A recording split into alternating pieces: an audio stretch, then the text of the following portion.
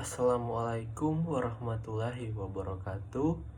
Salam sejahtera untuk kita semua dan salam sehat.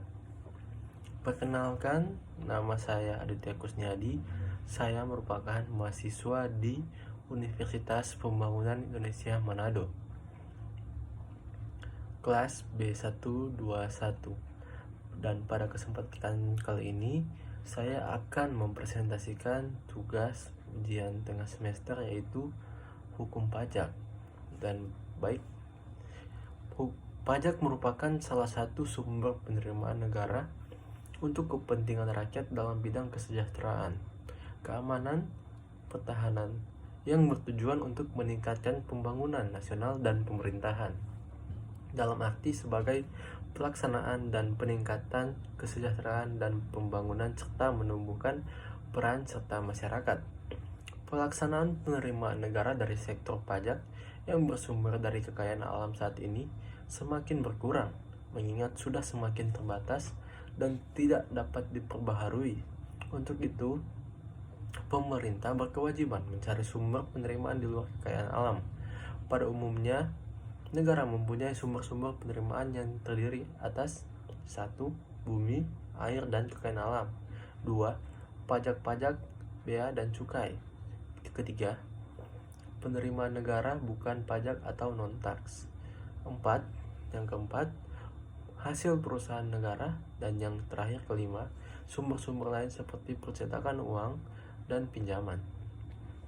Sumber penghasilan tersebut diharapkan dapat berperan sebagai sumber penerimaan untuk mengisi kas negara dalam rangka mewujudkan cita-cita kemerdekaan dan pengamalan Pancasila, sebagaimana dinyatakan dalam Undang-Undang Dasar Negara Republik Indonesia tahun 1945, selanjutnya ditulis UUD NRI tahun 1945. Pajak saat ini sangat penting dalam hal yang terjadi dalam kegiatan ekonomi dan semuanya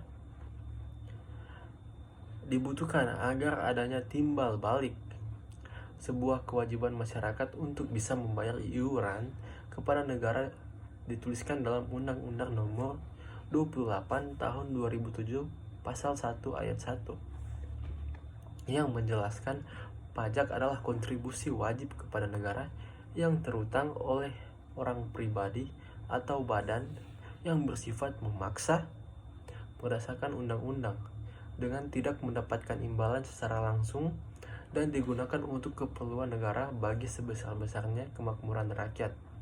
Jadi pajak sangat berelasi sekali dengan segala macam hal dalam masyarakat. Yang dibahas dalam hal ini adalah bagaimana pajak adalah hal yang benar-benar terkait dalam Undang-Undang Nomor 9 Tahun 2017 tentang adanya pajak sebagai akses informasi keuangan. Upaya pemungutan pajak untuk kepentingan pembangunan nasional masih mengalami kendala baik yang berasal dari faktor internal maupun dari faktor eksternal. Dalam mengatasi kendala dari faktor internal, saat ini pemerintah telah dan sedang melakukan reformasi perpajakan pada Direktorat Jenderal Pajak dengan tujuan antara lain untuk memperbaiki organisasi, proses kerja, pengelolaan data, dan informasi dari perbankan, serta sumber daya manusia. Sedangkan dari faktor eksternal, selain terjadinya pelemahan ekonomi dan perdagangan global, juga masih banyak ditemukannya wajib pajak yang melakukan penghindaran pajak ke luar negeri. Dengan adanya pusat-pusat pelarian pajak atau perlindungan dari pengenaan pajak, dan belum adanya mekanisme serta aturan yang mengharuskan pertukaran informasi antar negara dan yurisdiksi, semakin mempersulit upaya pengumpulan pajak di Indonesia yang berdasarkan pada sistem self-assessment. Saya rasa cukup sekian yang dapat saya presentasikan pada saat ini. Lebih dan kurangnya mohon maaf apabila ada kesalahan kata, dan saya juga mengajak rekan-rekan sekalian untuk bergabung di Universitas Pembangunan Indonesia karena di sini dosen-dosennya sangat berkualitas, baik, dan materi-materi yang disajikan itu sangat berkualitas. Jadi saya sangat